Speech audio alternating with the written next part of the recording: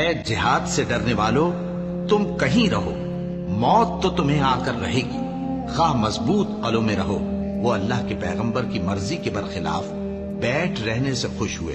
اور اس بات کو ناپسند کیا کہ اللہ کی راہ میں اپنے مال اور جان سے جہاد کریں، اور دوسروں سے بھی کہنے لگے کہ گرمی میں مت نکلنا۔ ان سے کہہ دو کہ دوزخ کی آگ اس سے کہیں زیادہ گرم ہے، کاش یہ اس بات کو سمجھتے، اور اگر وہ نکلنے کا ارادہ کرتے تو اس کے لیے سامان تیار کرتے، لیکن اللہ نے ان کا اٹھنا اور نکلنا پسند ہی نہ کیا تو ان کو ہلنے جلنے ہی نہ دیا، اور ان سے کہہ دیا گیا کہ جہاں معذور بیٹھے ہیں تم بھی ان کے ساتھ بیٹھے رہو۔ اگر وہ تم میں شامل ہو کر نکل بھی کھڑے ہوتے تو تمہارے درمیان شرارت کرتے اور تم میں فساد ڈلوانے کی غرض سے